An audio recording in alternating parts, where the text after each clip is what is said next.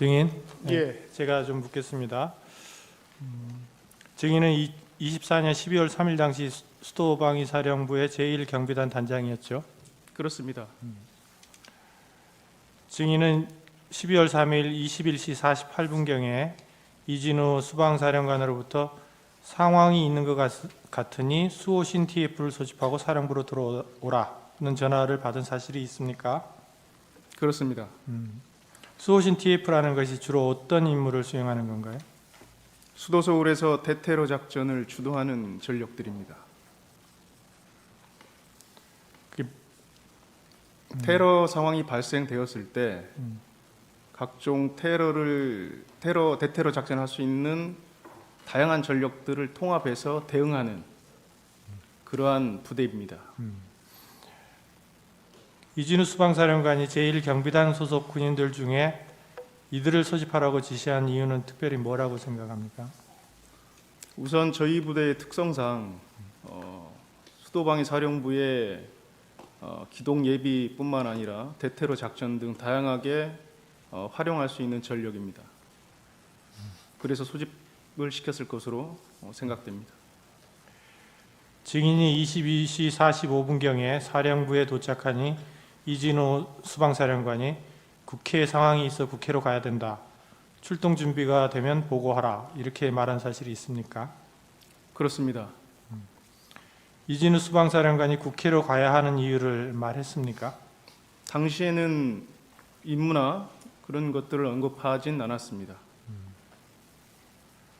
그리고 또 증인에게 공포탄을 챙겨라 이런 지시를 했습니까? 예, 출동 시에 원래 공포탄을 지참하고 갑니까? 기본적으로 실상황에서는 공포탄을 지참하지 않으나 당일날은 공포탄을 휴대토록 말씀하셨습니다. 보통 때는 안 하는데 특별히 이번에는 예, 이렇게 챙기라고 했다. 그러면 그렇게 공포탄을 챙기라고 한 특별한 이유가 있었습니까? 과정을 조금 더 설명드려도 되겠습니까? 네네. 최초에 소집 지시를 하시고 중간에 전화를 했는데 합참 불시 훈련으로 간부들에게 알려야 될 것 같다. 이유는 뭐 당황스러워할 수 있으니까 소집 시에 그렇기 때문에 저는 중간에 전화 받았을 때는 불시 소집 훈련으로 인식을 했고 공포탄을 휴대하는 것이 훈련 목적상 휴대라고 처음에는 이해했습니다. 근데 그 이후에 상황이 전개되면서는 공포탄 휴대에 대해서 어떠한 의미인가를 좀 평가할 만한 여유가 없었습니다. 이상입니다. 당시에는 그냥 불시 훈련인데 공포탄을 그냥 특별히 챙기라고 한 정도로 생각을 했다. 그렇습니다. 그러면 나중에 생각해 보면은 그게 국회로 가는 거라서 조금 달라서 챙겨라 특별한 상황이라고 생각을 했습니까? 사실 굉장히 여유 없이 빠르게 상황이 전개돼서 그 공포탄의 의미를 깊이 생각하고 들여다볼 만한 여유 없이 국회로 가게 됐습니다. 이제 11시경에 초동 조치부대의 출동 준비가 완료될 무렵에 네, 이진우 수방사령관이 증인에게 내가 먼저 국회로 출발해서 어떤 상황인지 보겠다. 부대가 현장에 도착하면 팀장으로 하여금 나에게 전화하라고 해라. 그러면 거기서 구체적인 임무와 역할을 알려주겠다. 라고 말하고 국회로 출발한 사실을 알고 있습니까? 예, 그렇게 했습니다. 평소 훈련 시에도 이와 같은 정도의 지시만을 받고 출동하는 상황도 예정이 있나요? 사실 훈련이나 실제 상황 시에는 어떤 임무를 분명히 사전에 고지하고 상황을 충분히 평가해서 어떠한 상황인지 알려준 이후에 거기에 대해서 계략적인 가용 시간을 활용해서 계획한 이후에 출동하게 되는데 이번과 같이 임무가 정확하게 부여되지 않은 상태에서 갑자기 이동하는 것은 상당히 이례적인 상황입니다. 그러면 왜 그런다고 생각을 했어요?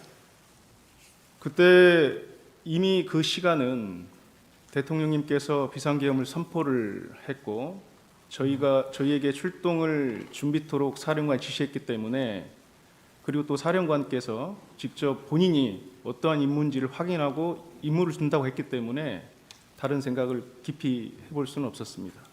그러면 당시에는 사령관은 뭔가 뭐 장관이든 뭐 계엄사령관이든 뭔가 지시를 받았다라는 생각은 할 수 있었겠네요.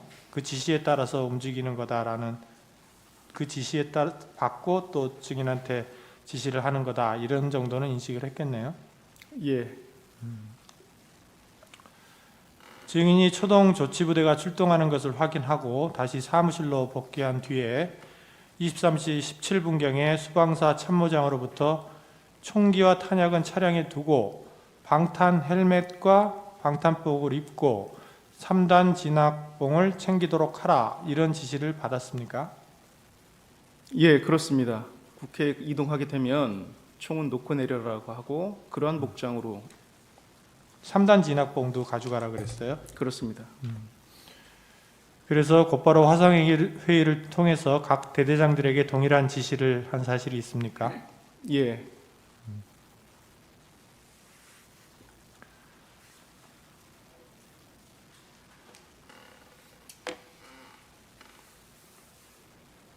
국회에 출동한 군인들이 실제로 이 지시에 따라 무기와 장비를 지참을 일단 현장까지는 가지고 갔습니까? 예, 현장까지는 다 가지고 갔습니다. 현장까지는 가지고 가고 차량에는 두고 내렸다. 그렇습니다. 당시 국회로 출동했던 군인들의 총 인원수는 어떻게 됩니까? 총 136명입니다. 초동 조치부대가 국회 인근에 도착한 뒤에 해당 부대 팀장, 그러니까 지역대장들은 23시 40분경에 증인에게 전화를 해서 이진우 수방사령관에게 전화를 하였더니 국회 본청에 출입하는 인원을 통제하라는 지시를 하였다, 이렇게 보고한 사실이 있습니까? 예, 그렇습니다. 앞서 말씀드린 것처럼 사령관께서 먼저 가서 임무와 역할을 확인하고 초동조치부대 저희는 2개 팀이 있는데 그 초동조치부대 2개 팀을 먼저 출발시켜서 현장에 도착하면 그 팀장에게 직접 사령관께 전화를 해라라고 했습니다. 그때 임무를 팀장들이 받고 저한테 다시 백브리핑을 한 겁니다. 그리고 나서 23시 51분경에 이진우 수방사령관이 증인에게 전화로 경찰의 협조를 받아 국회 울타리 내부로 진입해라, 이렇게 지시를 했습니까? 아마 비슷한 시간대일 텐데 네. 저한테도 차후에 그러한 임무를 다시 한번 언급하시면서 경찰의 협조를 받아서 내부로 들어가라는 말씀을 하셨습니다. 그렇게 지시를 할 때 그 지시가 대통령이나 국방부 장관의 지시에 따른 것이다, 이런 말을 들은 사실은 없습니까? 그런 말은 들은 적은 없고 저희 사령관 특성이 어떤 상부의 지시들을 그대로 전파하거나 전달하는 형태의 임무를 언급은 잘 하지 않습니다. 본인의 해석으로 해석한 이후에 본인의 언어로 지시를 하기 때문에 그 당시에도 대부분 그랬습니다. 그러면 증인은 이진우 수방사령관이 국회 울타리 내부로 들어가서 국회 본청에 출입하는 인원을 통제하라, 이렇게 한 지시를 어떻게 이해를 했습니까? 출입을 통제하라고 했는데 여기에서 통제라는 개념이 군에서 어떻게 이해하는 것이 좀 중요할 것 같습니다. 통제라고 하는 것은 군사 행동을 통해서 어떤 물리적 영향력을 행사하는 겁니다. 그래서 이 통제라는 임무를 주고 난 이후에는 이 통제에 대한 개념을 정확하게 후속 임무가 있어야 됩니다.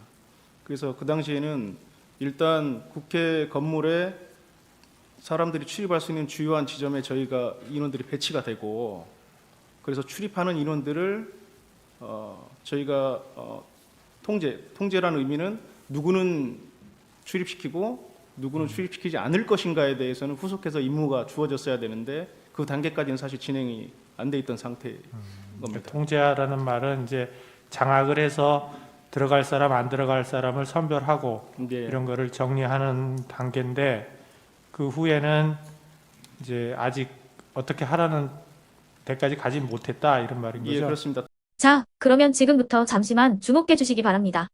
제가 구독자분들을 위해서 선물 하나를 준비했는데요. 제가 항상 여러분들께 드리는 말씀이 있습니다. 뉴스만 평소에 잘 챙겨보셔도 돈이 되고 돈을 벌 수 있다라고 말씀을 드렸는데요. 여러분들은 여기 보시는 삼성전자 뉴스를 보고 어떤 생각이 드세요? 아니면 정치인들의 뉴스, 날씨 뉴스를 보고는 어떤 생각이 드시나요? 그냥 뉴스만 보고 끝내는지, 아니면 이 뉴스를 어떻게 이용할 수 있는지, 이 부분을 고민하고 계시는지를 되물어보고 싶습니다. 그 이유가 뭐냐 하면 제가 지난번에 여러분들께 뭐라고 말씀을 드렸었죠? 지금은 반도체 섹터를 눈여겨보셔야 한다고 말씀드렸습니다. 그리고 나서 이런 썸네일들 뉴스를 통해서 많이 보셨을 겁니다. 반도체 내용이 이슈가 됐을 때 부자들은 어떻게 생각한다? 반도체 관련주들은 뭐가 있는지, 어떤 종목이 가장 좋은지, 어디에 투자해야 돈이 몰리는지 자연스럽게 생각한다고 제가 말씀을 드렸죠.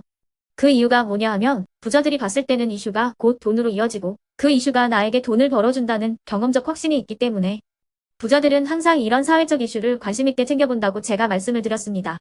이번에도 마찬가지인데요. 제가 지난번에 시청자분들과 함께하는 주식으로 수익 내기 이벤트를 진행했었죠. 당연히 100% 무료로 진행을 했었고요. 여기 보시면 아시겠지만 제가 지난번에도 구독이라고 보내주신 모든 시청자분들께 반도체 관련주 중에 가장 크게 급등할 딱 한 종목, 많은 종목도 아니라 한미반도체 한 종목을 여러분들께 추천드렸어요. 그러면서 여기 나와 있는 대로 정확히 얼마에 매수해야 하는지, 그리고 수익률이 어느 정도 나왔을 때 팔아야 하는지를 이런 부분들까지 여러분들에게 정확히 알려드렸었는데 지금 실제로 어떻게 되었다? 오른쪽을 보시면 아시겠지만 제가 지난번 문자 발송으로 이 한미 반도체를 소개해드리고 나서 실제로 이렇게 5배 이상 어마무시한 상승이 나왔습니다. 100만 원만 투자를 했어도 무려 500만 원이 넘는 수익금이 생긴 거죠. 그래서 당시에도 굉장히 많은 분들이 제가 드린 이 한미 반도체로 수익을 내실 수가 있으셨을 텐데요. 다시 한번 축하드린다고 말씀을 드리겠고 이번에도 마찬가지입니다. 앞으로도 2024년, 2025년 계속해서 기대해볼 섹터는 AI입니다. 그 중에서도 AI 반도체는 그 누구도 부정할 수 없는 미래 성장 산업입니다. 그러면 우리가 어떻게 생각해 볼 수 있을까요? AI 반도체 종목 중에 앞으로 크게 대장 역할을 하면서 10배 이상 급등할 수 있는 텐베고 종목을 지금부터 열심히 추적해야 한다는 겁니다. 큰 돈을 투자하지 않더라도 월급의 일부분 아주 소액이라도 이 종목을 모아가야 수백 %의 수익률을 손에 쥘 수 있는 것이죠.